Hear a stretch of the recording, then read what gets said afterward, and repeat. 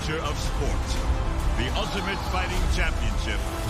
The fight has just begun.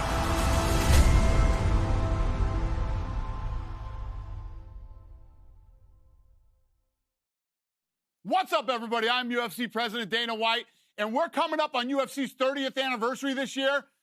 So you know we're going to deliver some badass fight cards all year long. I'm going to break some news with you now. A couple of the fights you know about, a couple you don't. So let's start with the next pay-per-view. On February 11th, just a couple of weeks away, UFC 284. We are heading back to Australia. We're going to Perth. We've got the number one pound-for-pound fighter in the world, featherweight champion Alexander Volkanovski, moving up a weight class to challenge the number two pound-for-pound fighter in the world, Islam Makhachev, for his lightweight title. Pound-for-pound number one versus pound-for-pound number two, champion versus champion, super fight. You literally cannot make a better fight than that. On March 4th, UFC 285 in Las Vegas, in the main event, Jon Jones is back and he's moving up to heavyweight, where he will face former interim champion Cyril Gane for the undisputed heavyweight title. We already know Jon Jones is the greatest of all time for his dominant light heavyweight run, but if he comes back after a 3-year layoff and wins the heavyweight title, the debate is over. There's no more debating. Jon Jones is the greatest of all time. But if Cyril Gane's a massive heavyweight that moves like a middleweight, and he's an unbelievable striker. And if he can beat Jon Jones, he'll be the first to ever do it. Obviously, this is a massive legacy fight for both of these fighters. Now, in the co-main event, Valentina Shevchenko defends her flyweight title against Alexa Grasso, who is on a 4-fight win streak.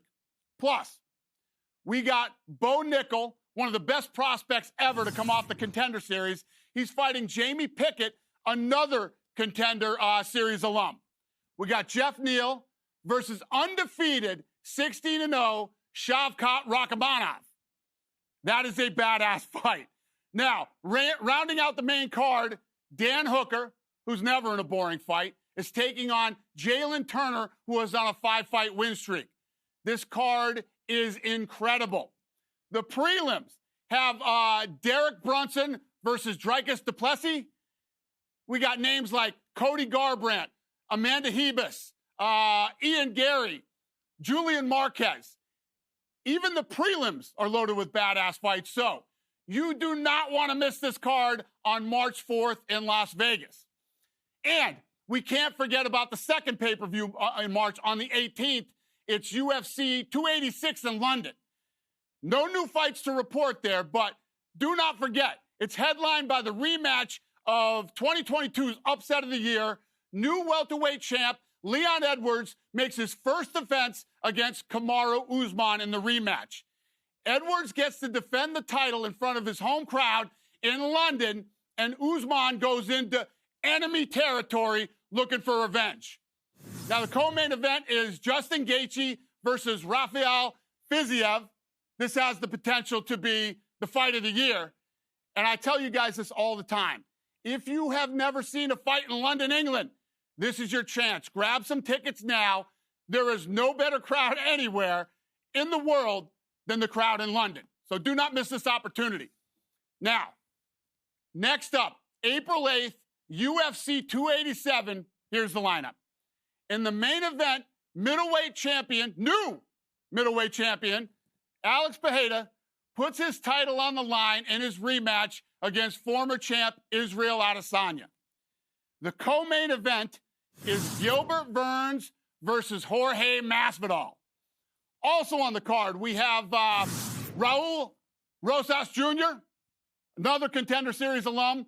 He's only 18 years old, and he's 7-0 after his UFC debut last month. He's going to be taking on Christian Rodriguez, who's a tough kid who also came off the Contender Series.